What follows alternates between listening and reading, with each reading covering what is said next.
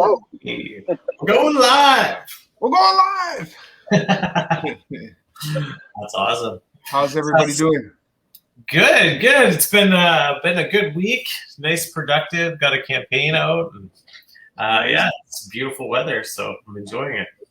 Is this week 15, 16, 14? Alex, I know you got to know. I know you got to. We're not even keeping track of it. I don't know, man. I don't think so. No, I think I stopped counting. I think around like 7. Yeah. All right. Yeah. I think we're like 15 or 16 right now. I'm vaguely keeping track here.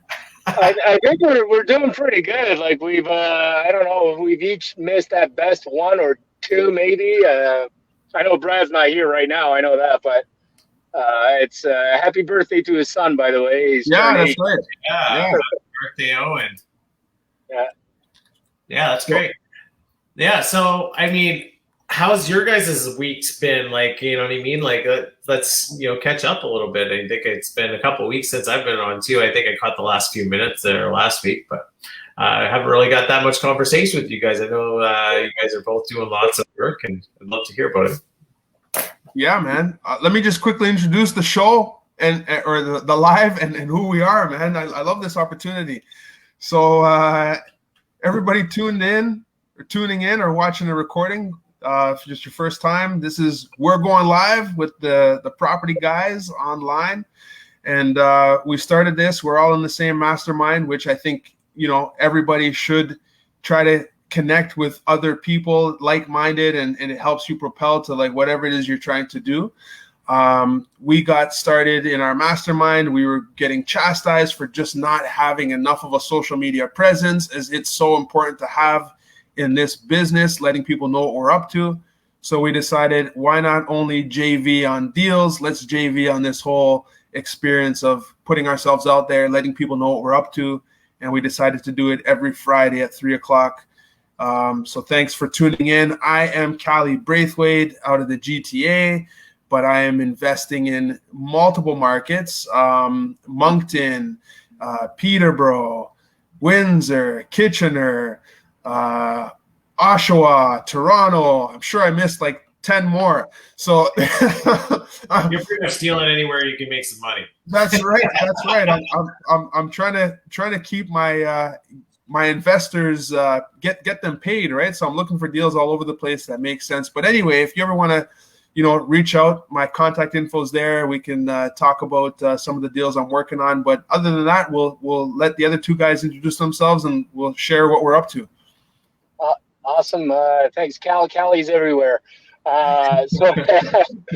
Alex Mustatea, I'm out of Hamilton, Ontario. And while most of my projects have been in Hamilton, I've also expanded a little bit outside GTA. So I do have Toronto, Chatham, Kitchener. So I'm definitely expanding. I guess the one thing that I was going to add, because Cali does touch on this, that we're being chastised. So we're decided to do this every Friday at 3 p.m. That said, I'm happy to do this, but I don't think it excuses us from being present on social media in other ways too. And sometimes I feel like I almost use this as an excuse to say, oh, well, I'm doing my part on Friday afternoon. That's still not enough. But I'm happy to be here and connect with anyone interested in knowing what we do in real estate. Yeah, for sure. Oh, sorry, I didn't mean to cut you off, Alex. Go ahead. No, I'm done. You're good. Alex, and his contact information is here at the bottom of the screen as well. So if anybody wants to get in contact with him, and again, I'm Shawn Gunther. I'm in the Moncton, New Brunswick region here, and anybody can get in touch with me at 506-800-4289 or at Instagram at the Moncton Wholesaler. But yeah, we're always looking to expand also and bring some people onto the team. So anybody looking to buy, sell, or invest here on the East Coast, give me a shout, and I'd love to hear from you. So yeah, on Alex's point there, like I 100% agree that this is not nearly enough to consider being your social media platform. I'm grateful that I've actually got my wife kind of working with me now too, and she's handling a lot of the social media stuff for me, because it's not what I'm good at, and nor do I ever think about it or how am I that creative that I'm going to create all these social media You posts? know, I was gonna say I've seen some posts, and while I know they're true, I'm like, there's no way that was Shawn. Yeah, it's more than like 10 words and has any kind of substance whatsoever. It's not me. So props to Carly. Yeah, oh yeah, she's great, and I mean, it's it brings it, and she follows like what we're doing anyway. Like she's kind of has the heart of it, and like she understands it, and it's just simply the fact that she is more she has a better aptitude for it, right? Like I mean, you sit there and type something. Oh, like this is what the situation was. Terrible at it. Like, nor do I ever think of it in a situation. When I'm sitting there viewing a property, I'm not thinking, hey, I should do a little video here of this and like whatever, right? So I think it's great that she comes with me on some properties and she has the mind to do that. Like, because I don't think about it at all. I'm there. I'm like, okay, what's this deal like? You know what I mean? How much repairs is it going to need? Like, my mind's in a completely different place than, hey, I'm going to post this on social media later. We're going live. Well, so it's interesting because you mentioned that, and part of the reason I brought up the fact that I feel like it's still not enough is in fact, well, let me touch on your initial point there about talking about our week. The week has been in many ways especially in the beginning of the week, it was a little bit slow, some delays, certain things, certain projects that just kind of weren't going the way I wanted them to. Then I finally had a bit of a breakthrough. I finally found my tile guy. He's installed the bathroom tile, so I got that done. But if the entire week wasn't as productive as I wanted it to be, that changed today. Today was like a month's worth of work got done, and I was really pumped. I'm tired as hell now, but it's fantastic. Just had multiple contractors on 2 different projects, getting things done that otherwise would have taken forever. Somehow it all kind of came together and everything worked out flawlessly. So it was impressive. And the whole day I'm thinking, I got to post. So I did one post and that was it. God damn it.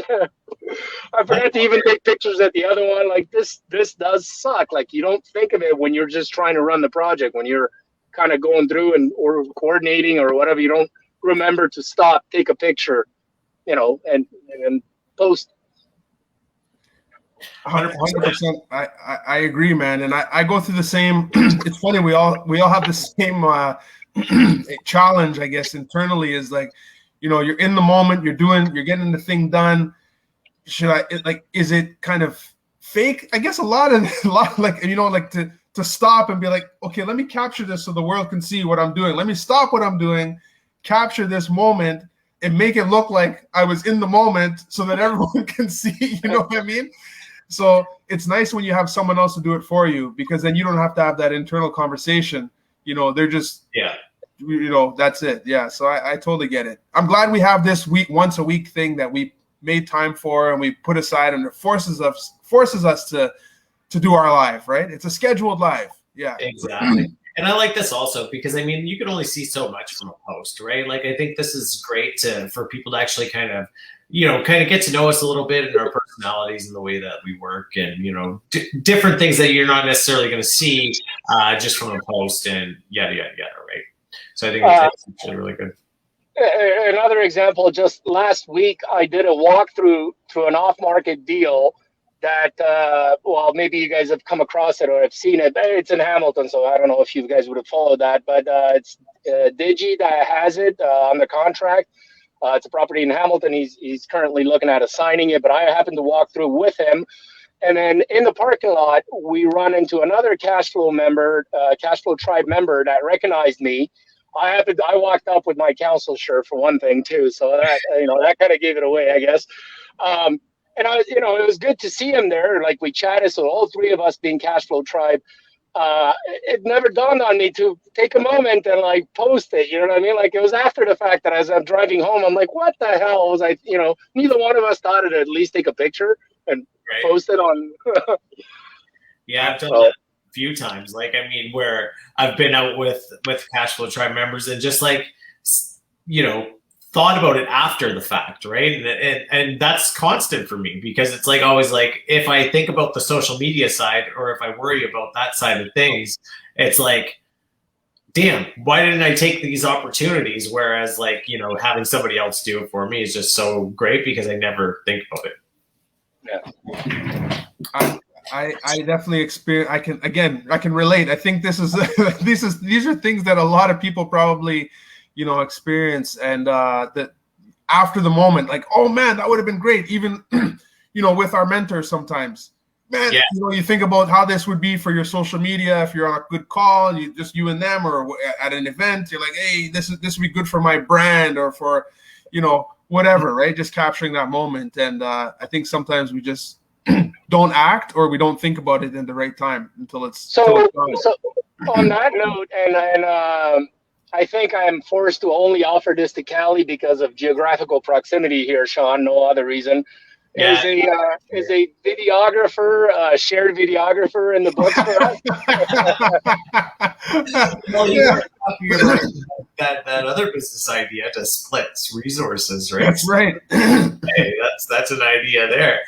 You could always just create, like, what would that be? Like, I mean, that's interesting to, like, get, like, all these different people with different attributes and different you know, skill sets that you could kind of hire and then share amongst different people for different projects, right? We just gave away the secret sauce for future business here, Cali. Yeah, you'd be like, and one thing I've learned, and I mean, I don't know, like, if you guys agree or not, and maybe I should just shut my mouth. Sorry, Cal.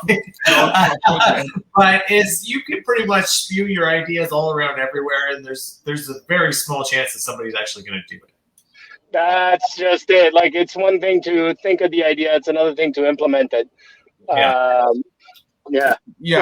agree. Like, I've learned that the whole scarcity mindset is usually just our own internal conversation, right? Most people aren't going to act on a lot of the things that, you know, they may not have the capacity, right? So like, you know, there's a lot of really good ideas out there that not everybody can act on, you know, and they don't know where to start. They don't know the who, right?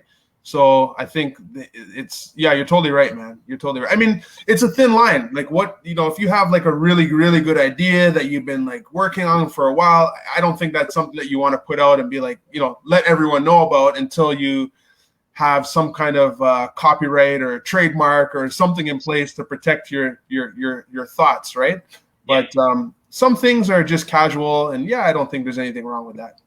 Yeah, and I think that business alone would be, you know, relatively complicated. I think that you as who you are and your attributes can put something like that together, but I think it would be very difficult for a lot of people. Yeah, I mean, we'll see. Yeah. But other than that, like, how's everybody's business going? I know, Alex, obviously you had some big dominoes that you were trying to knock over there. I think was it tile guys or plumbers this time? No, so this was the tile guy. I had a difficult time finding somebody to do my tiles on the flip project on the townhouse that I'm doing, and I sold that. And then today the plumber came in and do the finishing plumbing there. So we're probably about 2 weeks away on that end to finish it and put it on the market. But at my duplex conversion, I had a large egress window to have installed, as well as some beam supports, LVLs, because I removed the wall. And it's especially the LVLs, like, even if I felt very comfortable, which for the most part, I kind of do feel somewhat comfortable to install them, there's no way I could be doing that on my own physically. Like, you need 2 or 3 people, they're heavy. So in the end, I basically reached out, and I'll mention this because investors will know. I reached out to Blackjack Contracting, John Thembright. Is the owner, and it's someone that I followed. He's been on Matt's show a few times. He's a general contractor that focuses on real estate investments primarily. I don't think he does anything else. I don't think he does consumers, let's say. And they've come in and installed, like, they cut this window, they cut the block out, they've installed the egress window, as well as installed these LVLs. But I think the bigger domino here is for me realizing, like, these guys know what they're doing. They've been with him for a while. And is there an opportunity for me to work with him on the entire project? And I'm going to be exploring that next week to see what that looks like. And I am sure that it's going to come slightly at a higher cost than what I budgeted for this, but it may very well be worth it. And so, yeah, to me, if anything, there was the value of getting these two items done that I knew I couldn't do by myself. And then I could potentially subcon all the other trades myself, but this was a little more specific. Or I may very well decide to work with him on have him basically do the whole project, whatever is left, basically. Sounds like the Who. There is a Who. He is definitely the Who. I couldn't agree more. I mean, we'll see what the numbers look like. So, Alex, the LVL. Can you explain? Some listeners, viewers may not understand. Just really high level. Okay, I can't remember what the last L stands for. Laminated veneer, something or other. It's basically a support beam, engineer support beam, structural beam that often is being used to when you remove a load-bearing wall to support the above load. So it's basically, and it ends up being like a 2 by whatever the size it's engineered. In this case was 2 by 12, and they get laminated. So there's two of them side by side, taking the load once you've removed the wall, taking that load so that you can have a complete open concept. Right. And oftentimes you can do it so that it's exposed, and basically you put it underneath the ceiling, and it supports the entire ceiling weight or the second floor, but the beam itself is visible. But in my case, I decided to actually do a flush, so it's hidden in the attic. So then the entire floor is going to be one full open concept straight ceiling.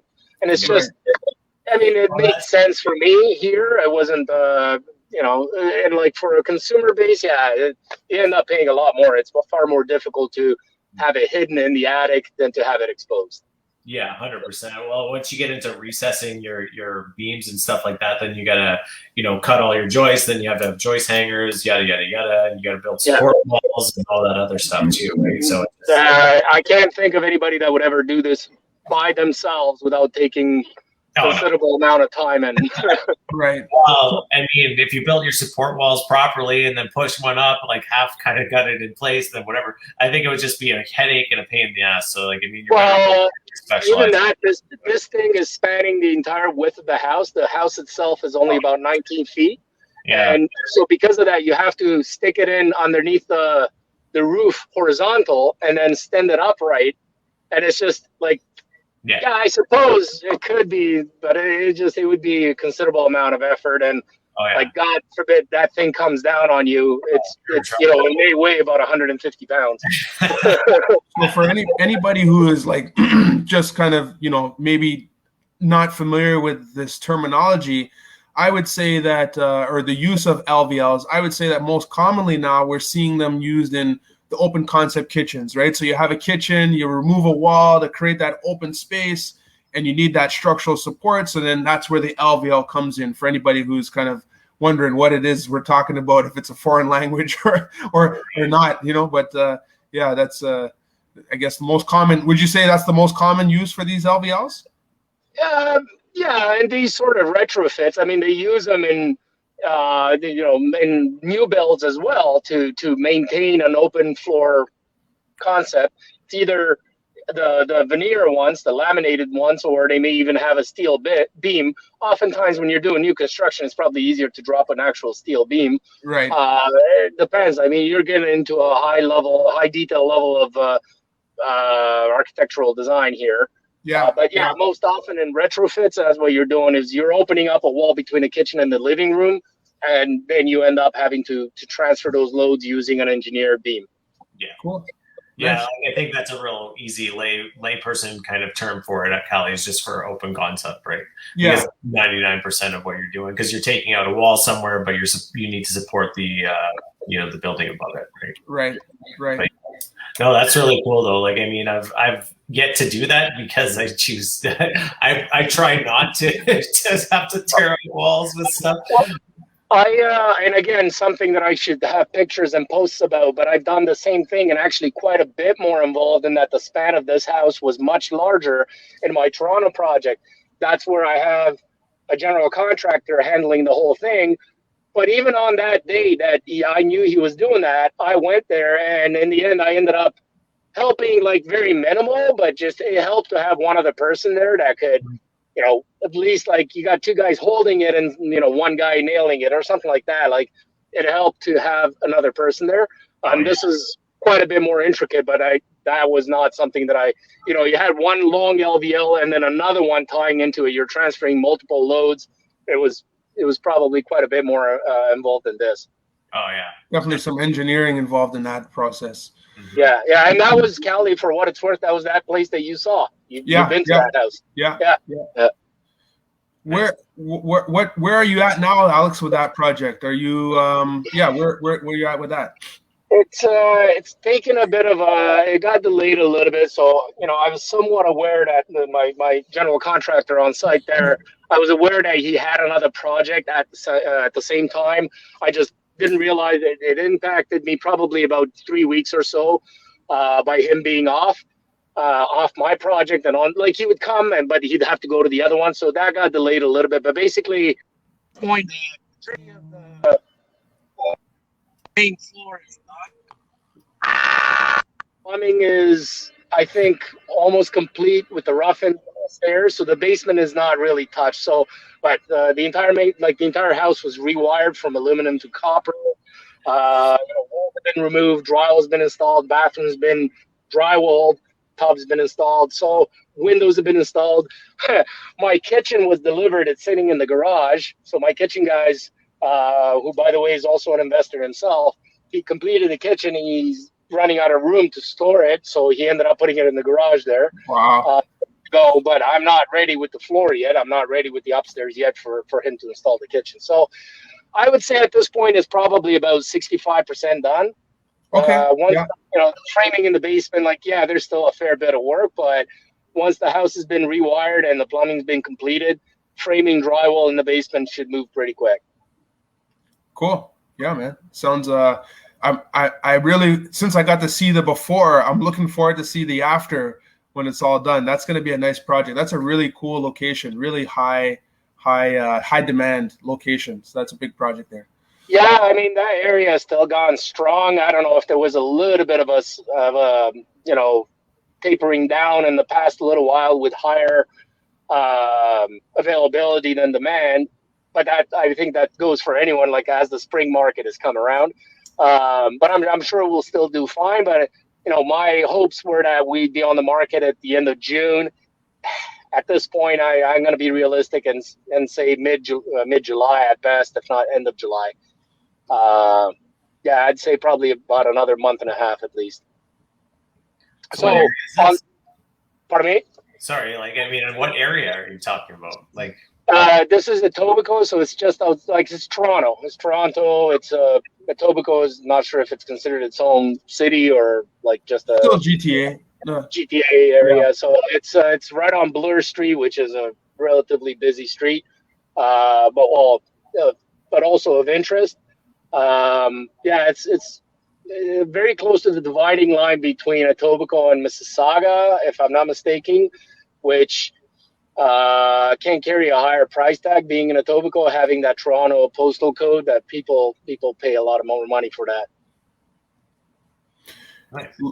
Lower property taxes too if you're there long term, but higher you got to pay the land transfer tax twice, right? So you got to stick around. You got to stick around to make it worthwhile. Yeah, somebody that's not looking at long-term buy and hold there, lower property taxes don't really mean a whole lot, but the land transfer being twice, so twice as high. Yeah, that was built into. I knew that going into it, but it stings when you're facing a $35,000 land transfer tax. Ouch. Yeah. Jazz Takar from REC, he calls it the welcome to Toronto tax. This isn't the show for me to express my feelings towards that with profanities. Yeah. What do you mean? You don't like paying more money to the government than you have to? It's weird. I feel like let me take the stage here to start a lobbying group against charging land transfer taxes for flippers. That particular municipality is making twice the land transfer tax within a matter of months on behalf of flippers. Mm-hmm. Why can't we delay this by 6 months? Give yourself 6 months to pay the land transfer tax. If you're out of it in less than 6 months, let the next guy pay it. Yeah, interesting. Yeah, but then they wouldn't make as much money. Exactly.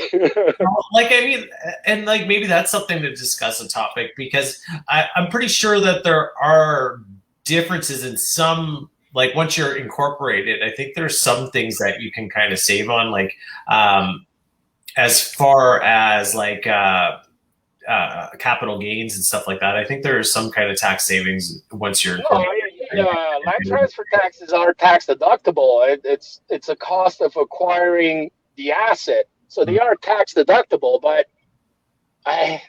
why pay it twice? The city is making, so on flips specifically, the city is making that land transfer tax 2 times within a very short period of time. And not to mention that the second time is going to be at a higher value, so it's even a higher land transfer tax. Yeah. And, I'm sure our Ontario government is really listening right now to Alex. Give him advice on how to handle this. Well, maybe that's something that we should do, and bring on somebody that's a tax expert and see what they got to say about it. That's a great idea. We might get some insight into that might help us. We should get Matt on here. Yeah. I don't know if Matt would be interested in giving tax advice. I mean, not advice, but opinion, right? I think because he was a accountant, right? I don't know, or if he's still he was at one point an accountant. I think he probably still has his. Yeah. But anyway, I mean, cool, man. So like, what are you up to, Shawn? What's going on? And what's new and exciting? I know you said you did a new campaign. What else is going on, man? Anything exciting? Yeah, I got a new campaign. I am busy, right? Like, I mean, we just got back. I got back from Texas. We just finished our quarantine, yada, yada, yada. So, it was like the lamest vacation ever. So now I'm happy that we got a campaign going. I finally got some properties I can go look at and get business going. And, it's great. I actually just closed on 2 properties yesterday. So that was, pretty much a week late closing. So nice. But everything kind of got tied up yesterday, and more things going on. And just looking at, I spent some time, building onto my business here. So I got a few things that I'll be rolling out here shortly, and a few things that I'm waiting to hear back from the lawyers as far as different business names and stuff like that. And then, it's funny how much longer it takes to do things with other businesses as a business as it does like personal. Like, I've been attempting to open this business account for over a week with a bank, and I just keep getting like, oh, okay, well, our policy is we need this and this, and then okay, now that I got all the confirmations, I had to wait 5 business days to actually have an in-person meeting to sign all the paperwork, right? So it's like stuff like that we're kind of waiting on. And then once switching everything over with an accountant and stuff like that, just going from actually just being a public, or person, everything going under my personal name over to a business now it's a bit of a step and a bit of a learning curve. So it's interesting. It's really interesting. Did you say that you? Sorry, Cali. No, that's okay. You said that you closed on 2 properties. Are these you closed on them, or you've your assignee? I wholesale them. They closed. Oh, okay. I was just curious if you're going on the flip side again. I'll catch you on the flip side. I'm not against it per se, because technically I do have access to people that would do it, but really it's a headache. Like, look at you. You're always stressed out.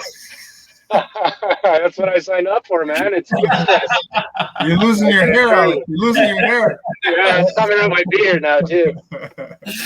No, and that's the thing. Like, I enjoy wholesaling, and I like being the guy finding the deals and stuff like that. I think it does offer some certain opportunities to be that guy. But I'm not against buy and holds and flips in the future. It just kind of let's see what the opportunity is. A lot of times it would have to be, I think there's a couple of deals that I did that I would have liked to stay into, but I mean, on the most part, I'm happy with just kind of taking my money and kind of going off, right? It's less responsibility involved, less risk, really. And I mean, who knows, but yeah, Cali knows all about it. Yeah. I think it's like there's roles, right? It's like when you're the wholesaler for a reason.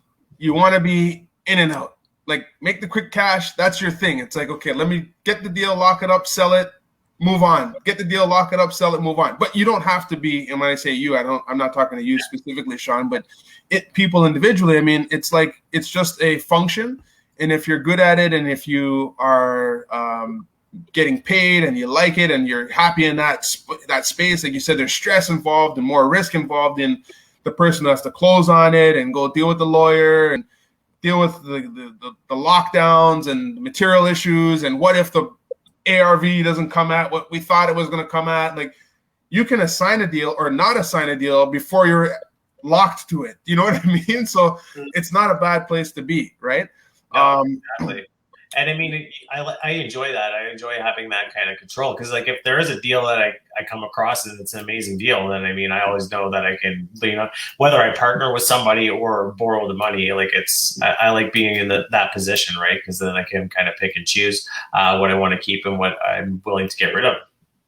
Keep the best, wholesale the rest, right? That's what they say. I just end up wholesaling everything because I'm like, it's going to be a headache.